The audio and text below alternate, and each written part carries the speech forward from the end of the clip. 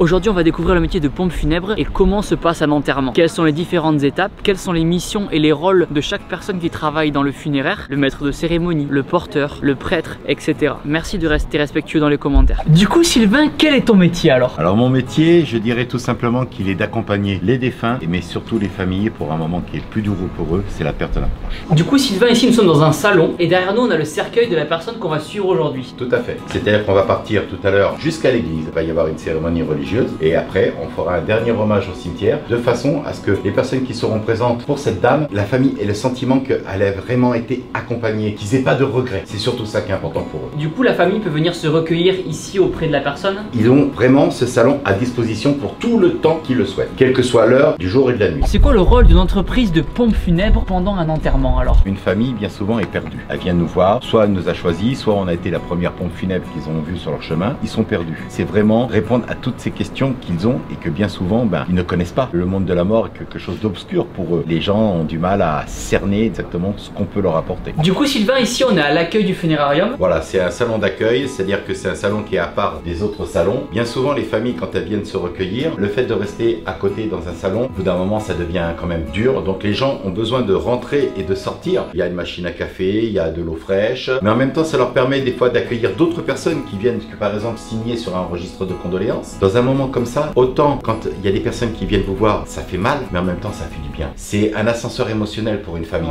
en continu. Tout simplement, les gens peuvent rester et profiter un petit peu plus de leurs proches. En combien de temps s'organisent des obsèques? On va dire une petite heure, comme ça peut prendre 2-3 heures s'il le faut. Je parle que de l'organisation. Tout dépend aussi des difficultés qu'on va avoir, par exemple à trouver un marbrier qui puisse nous répondre. Ça peut être pour avoir un horaire de cérémonie. Il y a des choses que la famille voit avec nous et après c'est le travail de l'ombre où la pompe funèbre finit l'organisation pour la famille. Et ici, quel est ce lieu alors? Alors ici, ce lieu, c'est là où on reçoit les familles. On a 2 bureaux où on peut les recevoir, où on va voir justement ces fameux papiers administratifs et l'organisation des obsèques qu'ils désirent pour leurs proches. Et en même temps, ils ont un éventail de plaques ou de fleurs qu'ils peuvent choisir s'ils désirent en prendre. Combien ça coûte un enterrement? Alors ça, c'est une question vaste. Il y a énormément de facteurs. Le choix du cercueil, le choix de certaines prestations, ce qui fait que si je devais faire une fourchette de 2200 € à peu près à 7, 8000, 10 000, 15 000, tout dépend des choix qu'on fait. Mais on va dire à partir de 2000 €, on peut commencer à avoir une obsèque. Ici, du coup, c'est le showroom, c'est ça? C'est ça. C'est là qu'elles vont choisir le cercueil, qu'elles vont choisir le capiton. Et si c'est une crémation, elles peuvent aussi choisir l'urne pour leurs proches. Le prix d'un cercueil, c'est quoi les fourchettes un petit peu? Alors les fourchettes, alors je vais te dire du plus bas au plus haut. Le plus bas, 498 €. Si on va sur des cercueils américains, on n'est pas loin de 6 000 € le cercueil. Ah ouais, d'accord, il y a tous les prix. Il y a vraiment pour tous les budgets. Sylvain, quand une personne décède, qu'est-ce qui se passe? Quelle est la première étape? Alors la première étape déjà c'est le contact soit de la famille qui nous appelle ou ça peut être un organisme hospitalier ou une maison de retraite qui nous contacte parce que la famille a émis le souhait de passer par nous. Une fois qu'on a le premier contact téléphonique, on prend en charge directement la personne, on envoie un équipage qui va aller récupérer la personne là malheureusement où elle est décédée et on va la ramener là où souhaite la famille. Donc ça peut être ici au funérarium ou à son domicile. Imaginons que l'un de nos proches décède, quelles sont les démarches alors? Qu'est-ce qu'il faut faire? Alors les démarches à faire, c'est la pompe funèbre qui le fait. Tu auras forcément des démarches à faire par la suite comme les mutuelles, les banques, les assurances, mais c'est justement pendant ce moment où tu reçois la famille, cette heure ou ces 2 heures que tu vas passer avec eux, que tu vas faire toutes les démarches avec eux, que tu as besoin pour toi continuer les démarches et faire en sorte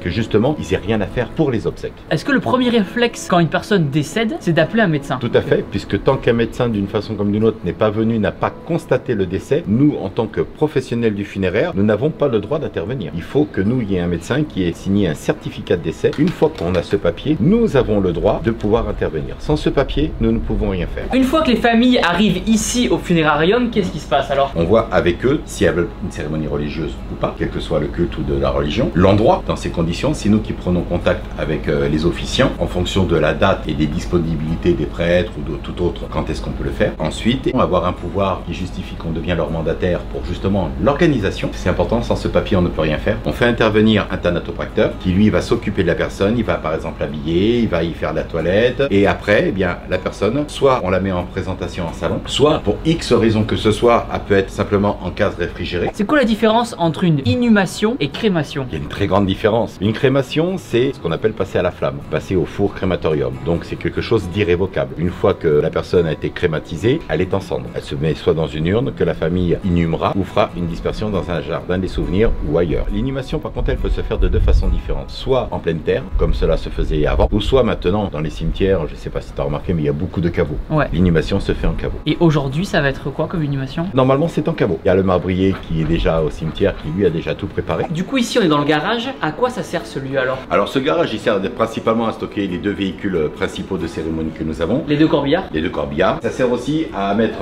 ici le stock de cercueils que nous devons avoir. Il nous faut toujours avoir du stock malheureusement. D'accord. Et aussi les capitons. Le capiton c'est quoi? C'est le drap un petit peu? Alors les capitons, il y en a un ici par exemple. Ce qui va habiller le cercueil. Tout le tour du cercueil, un fond, le dessus et un oreiller. Chaque capiton est différent et la famille doit pouvoir bien choisir le modèle qui lui plaît ou qu'il pense que est plus représentatif de la personne qui vient de disparaître. Maintenant on a rendez-vous à l'église. Par respect pour la famille, on va parler très doucement et bien sûr on floutera tous les visages et le lieu où la personne a été enterrée. Derrière moi il y a la famille qui est arrivée. Là le prêtre est en train de bénir le cercueil et ensuite les porteurs vont amener le cercueil à l'église pour la cérémonie. Bien sûr pour tourner cette vidéo YouTube, on a eu l'autorisation de la famille. Derrière moi la cérémonie funéraire a commencé. On va laisser la famille prier.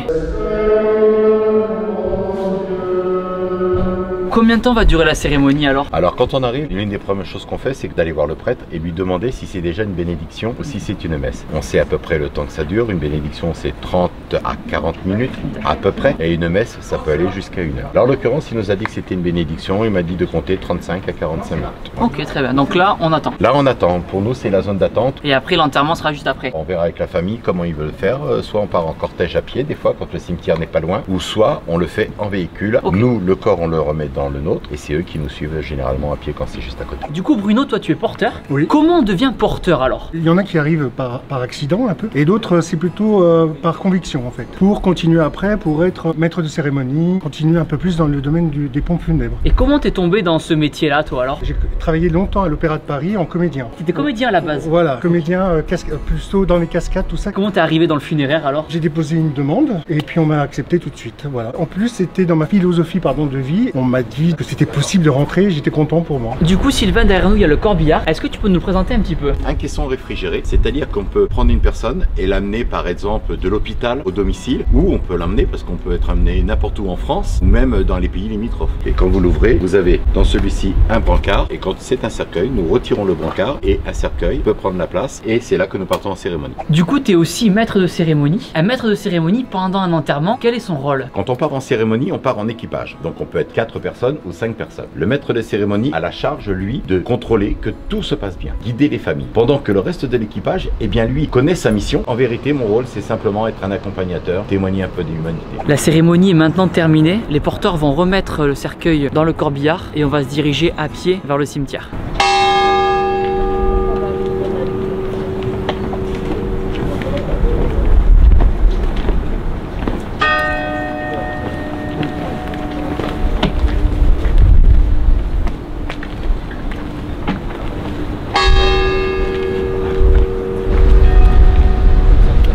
Père Kwame, c'est vous qui allez célébrer les obsèques. Combien d'enterrements vous faites à peu près en moyenne? En moyenne, dans la paroisse du Bon Pasteur, c'est 3 enterrements par mois. Ça dépend de la taille de la population. Oui, en fonction de la taille de la population. Et puis, bon, vous savez, il semble que sur la montagne, on est plus résistant et on vit plus longtemps. D'accord. Voilà. Au moment où on tourne la vidéo YouTube, on est dans la montagne là. Exact. À présent, nous sommes au cimetière. Le maître de cérémonie va faire un petit discours en hommage à la personne qui est décédée. Et ensuite, le cercueil de la personne va aller dans le caveau familial. Vous avez pu partager des moments de vie, des moments de joie. Tout ce que vous avez pu vivre et partager avec elle, eh bien, est ici, à l'intérieur de vous. Ce sont des trésors, car jamais personne ne pourra vous les retirer. Elle n'est pas seule. Et aujourd'hui, eh bien, peut-être qu'elle est encore là. Son esprit est là, au-dessus de vous. Et peut-être même qu'il continuera de vous accompagner pour le chemin que vous aussi, il vous reste à faire. Pourquoi tu as voulu faire ce métier alors, qui est quand même un métier atypique? Alors moi, je vais vous dire honnêtement, c'est par accident. Jamais avant d'être dans ce métier, jamais j'aurais eu l'idée d'y venir. C'est une boîte d'intérim qui à l'époque cherchait un intérimaire pour une pompe funèbre il y a de cela maintenant 22 ans passés. J'ai essayé. Au début, j'ai tâtonné parce que c'est un métier quand même qui est très particulier. Et puis après, je trouve que ce métier, on apprend à l'aimer. Et je pense qu'il faut aimer ce métier. C'est peut-être paradoxal, mais si on n'aime pas ce métier, eh bien, on n'est pas capable vraiment de donner aux familles ce qu'elles ont besoin. C'est-à-dire un peu d'attention, quelques mots, quelques gestes. Elle ne veut pas beaucoup, elle veut simplement qu'on s'occupe d'elle. Joanne, ton métier, ton rôle ici, qu'est-ce que c'est? La marbrerie. On ouvre le caveau 24 heures avant, pour voir s'il n'y a pas de souci, pour inhumer la personne. S'il faut nettoyer, on nettoie. Tu t'occupes de ce cimetière-là en particulier? Non, de partout. Après ces quelques mots du maître de cérémonie, ils vont procéder à l'inhumation, c'est-à-dire qu'on met le cercueil dans le caveau. La famille pourra ainsi faire un dernier au revoir.